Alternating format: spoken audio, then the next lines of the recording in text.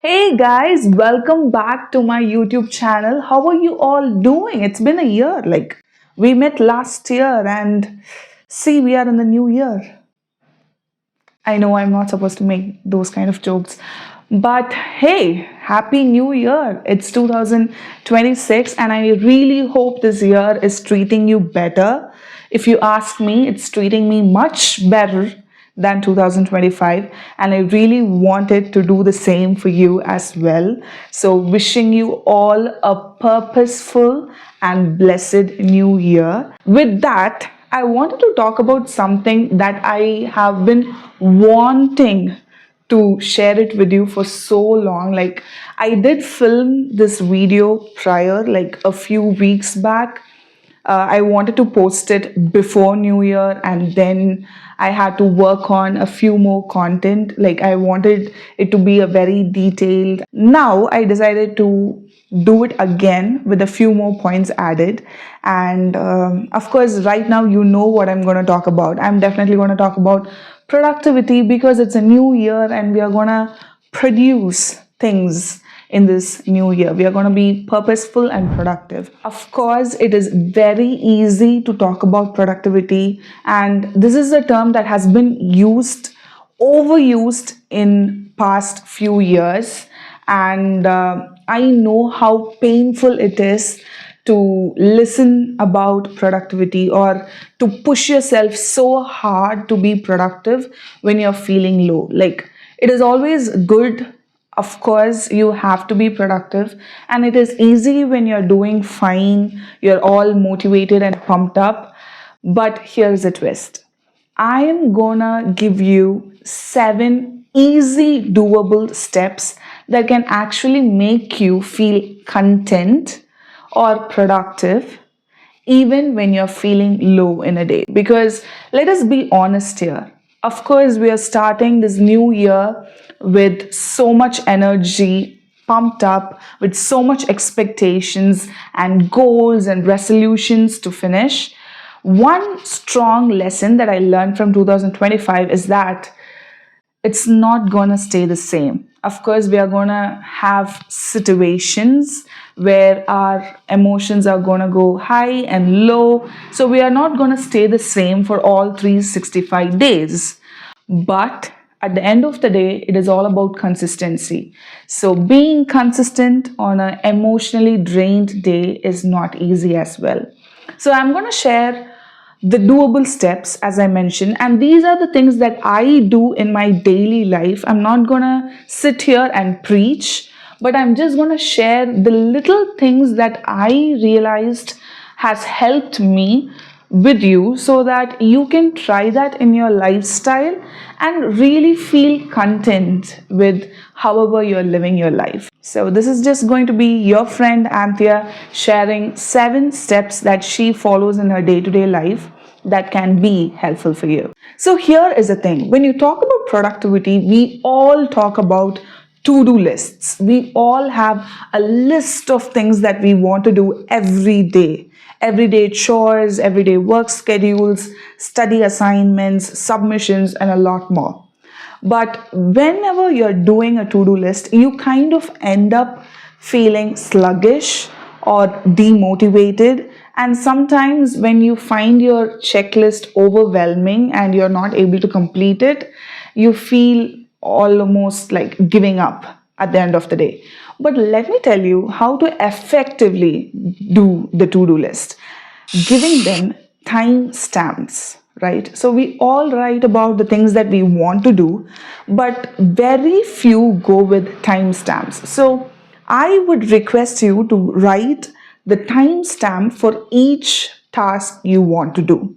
So that will actually make it even more effective. And whenever you're looking at your to do list, when you find a particular task, like let me say, doing your chores at house, like washing vessels, when I just look at it, it feels very overwhelming thinking about all the vessels that are dumped and how long I'm gonna sit there, wash everything. But when I have a timestamp like an hour or half an hour, it kind of convinces my brain that it's not going to be that hard.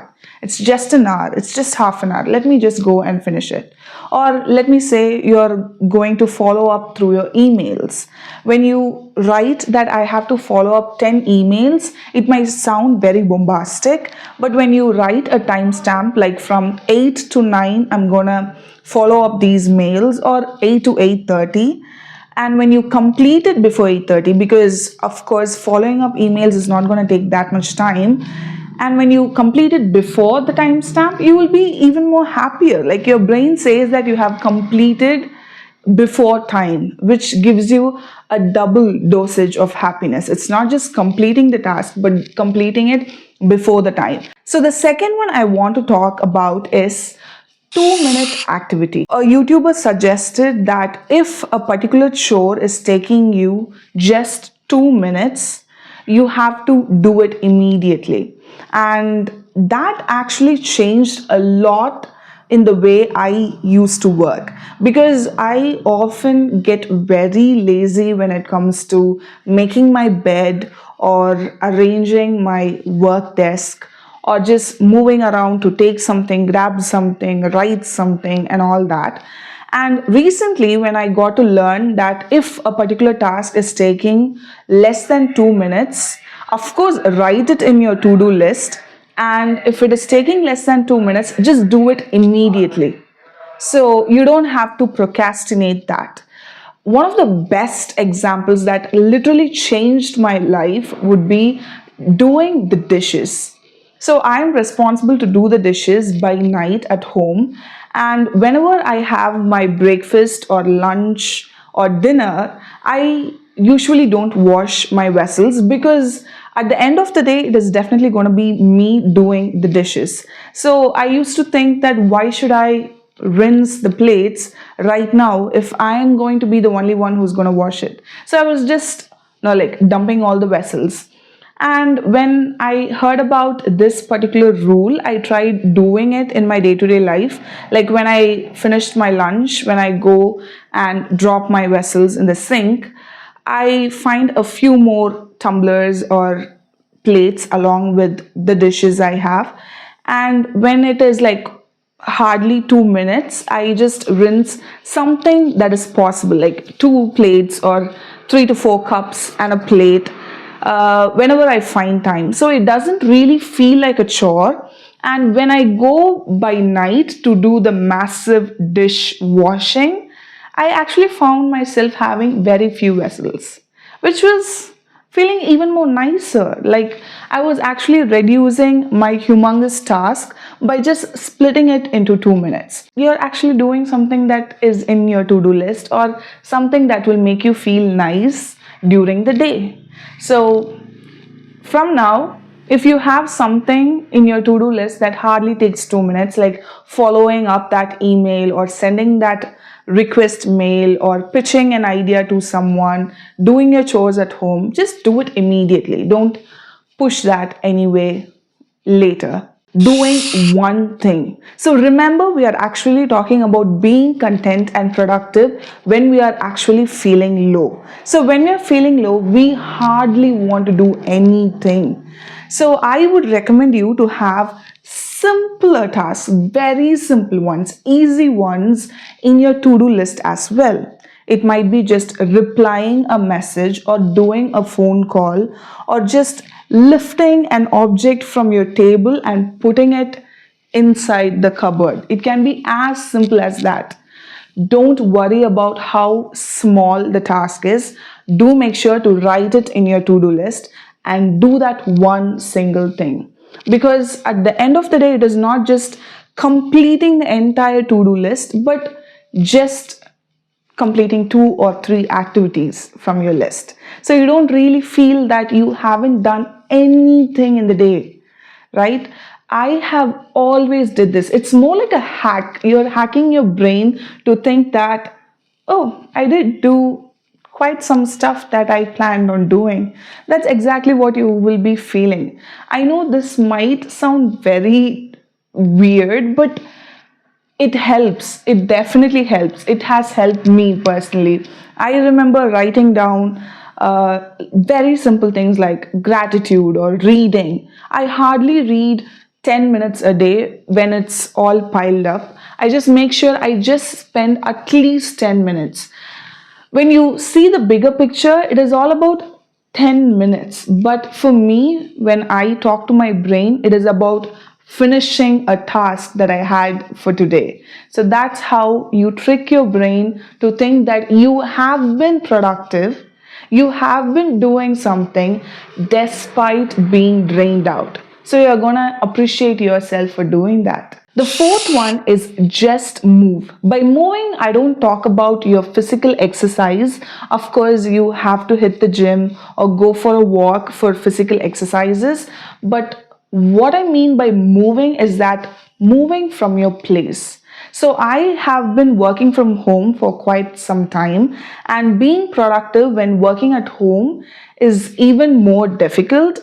And I often find myself slouching in my chair, going through reels, scrolling so much. And I have a very small room. So my bed, and my table is like literally very close. So whenever I feel sluggish or I don't feel like doing it, whenever I feel demotivated, I just get out of the chair and lie down on the bed.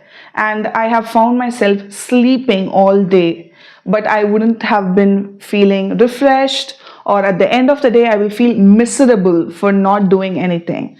So these things can be avoided when you just move from the place. So I do my work in my work desk most of the time, but when sometimes out of nowhere, when I get distracted on Instagram, like when I'm scrolling, doom scrolling, and I realize that I'm actually doom scrolling and I'm not working, I immediately get out of my chair. Like I take the essentials that I need to work and I just go sit on in the hall or even the veranda. Like I sit before, like even during our Christmas time, we had our Christmas tree. So I made sure I was sitting beside the Christmas tree. It felt so cozy, so nice, and the energy was so good. So I just sat there, decided to read. So moving around inside your house can actually help you be more productive and be more focused on your things that you're doing. Even walking on the terrace or doing something on the terrace. And recently I remember I had a writing gig to do and I kept on procrastinating so much. And one day I just decided to unplug my laptop from the charger. I took it and I went for a different room where my mom and my sister works. And I went there and I started writing the gig. And one thing I told myself is that my laptop can hardly have the full charge for 2.5 hours, and after that it switches off. So that 2.5 hours is my given time to complete that particular article. So if I'm in my actual workplace, I will find all the excuses to find my charger, plug it, and I'll still be all slouching and sluggish and all that. So when I go to a different place and I set myself that goal, I don't have my charger in hand. So now I'm pushed to a situation where I have to work. And in this place, pushing is not being brutal to yourself, but you're just making yourself productive. Combining your tasks. So there are a few things that are active tasks, and then there are a few that are passive tasks. So some tasks really require your brain, like you have to sit, think, reflect, and do on it. So these all come under active tasks. And the other passive ones are something that you don't really have to invest yourself while doing it, like doing your chores, folding clothes, arranging your room, decluttering your folders, or following up emails. Of course, a few professional emails might need a lot of work to do, but when it comes to just follow-ups or just like your marketing, you're posting something on social media, those can be considered as passive tasks. So when you feel that you're overwhelmed with so many things, you can actually merge these tasks together. So let me give you another example. I have so many examples. So when I was participating in this RILA program, I was supposed to have a lot of phone conversations to keep track on our activities and also like build connection and network. One thing that I learned in 2025 that is very important for business is networking. So when you intentionally do that networking, you do intend to have long conversations with people in and around.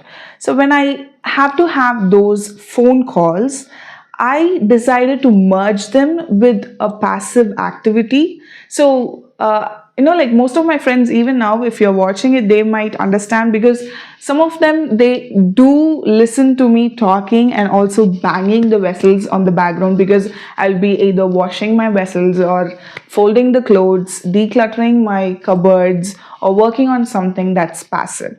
So, this is something that will make you feel productive. You don't feel that you have wasted your time talking to someone, which is not. I don't say that talking to people is a waste of time, but it's just you're combining activities so that you can save more time and also feel very productive at the end of the day. So if you're traveling a lot, if your work needs a lot of travel and you have to travel for 1.5 hours in a train or a bus, you can either read something, read some articles, post your social media stuff, or just follow up with your team members, and a lot more can be done. So always merging these active and passive tasks can also make you more efficient in your day-to-day life. The next point I want to talk about is making things interesting.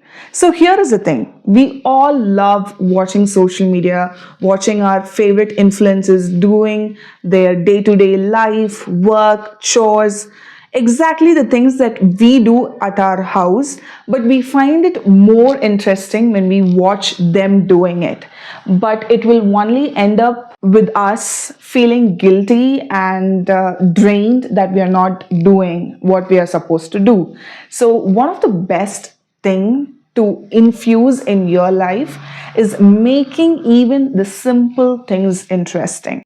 So, little things that I tried in my life is definitely washing vessels while listening to very good music, or definitely having phone calls because I will be so into having that good conversation with a friend or a colleague, and I don't really end up feeling bored with my vessel washing. Then with reading. So recently I really wanted to stay very consistent with reading. How I made it interesting is I kind of brought a few highlighters, sticky tabs, and I made it a bit more like an activity. So it was more of like colorful, aesthetic reading moment that I really enjoy doing.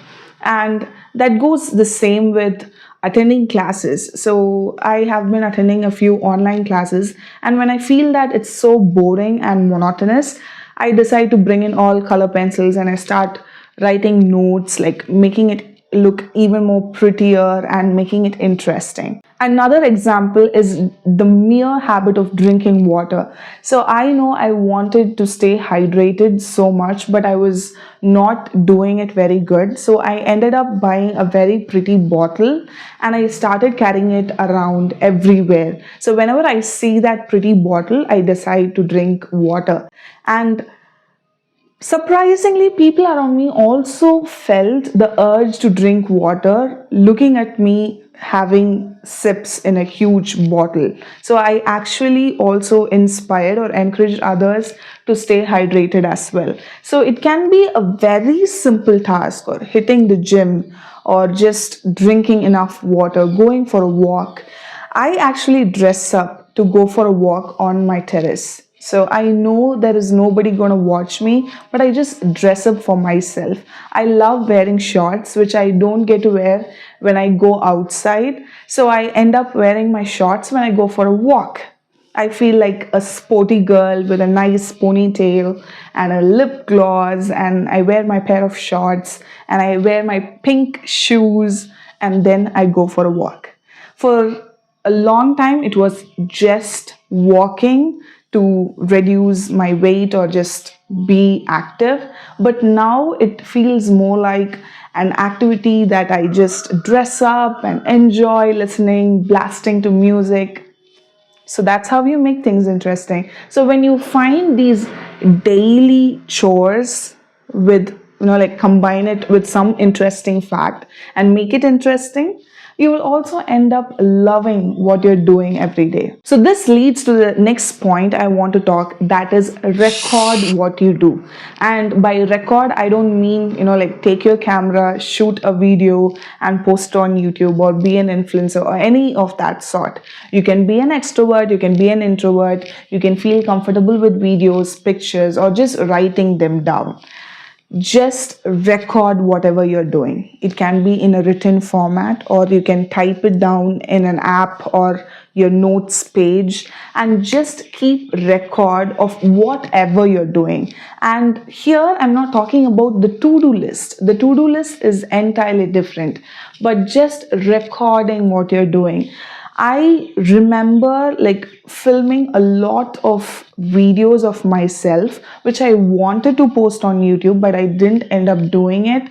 But on the other hand, I did end up doing the job that I was doing. So making YouTube videos actually made me feel very accountable of how I was staying productive or consistent during my days. So that's how I recorded things. And I have a planner, a pretty planner where I would like to design and do things. So it's up to you, like taking a snap. Like Snap is a perfect app to go for your recording, like when you're reading your Bible every morning or just going for a walk, taking a snap of it and you're posting it. And by the way, these photos are not for someone to look at it and give you credits for what you're doing, but it's just for your satisfaction. And when you start maintaining the streaks and the records are building up, you will eventually start rolling and doing it every day. So that also motivates you greatly. And while talking about this point,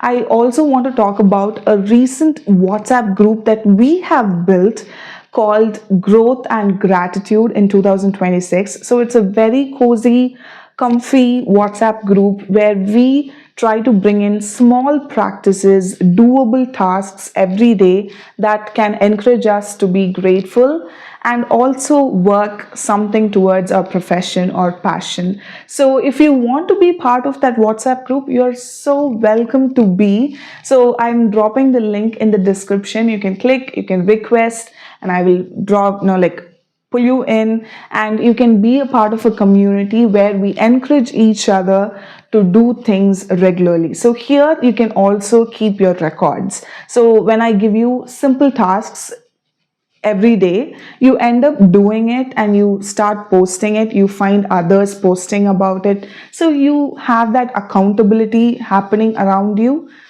You will definitely feel encouraged. So yeah guys, that is it for today's video, and this has been a pretty long one. And if you have made it this far, I'm pretty sure you are very intentional with 2026 and you really want that change to happen. So first of all, congratulations on thinking about it, because we all know it starts from the mindset. And you have clicked this video, watched the entire video. Now you have 7 doable points in your hand, and do make sure to use it, because I have been doing it in my life and it is really helping me a lot. So do try them for yourself and let me know how these are helping you. You can come back to this video, drop a comment, or tag me on my social media and let me know if you are feeling comfortable doing these tasks and if they are really making you content at the end of the day. So thank you so much once again. Lovely, happy new year. Have an amazing year ahead. We'll be back with another video very soon. Until then, spread love and be loved. This is Anthea. Bye.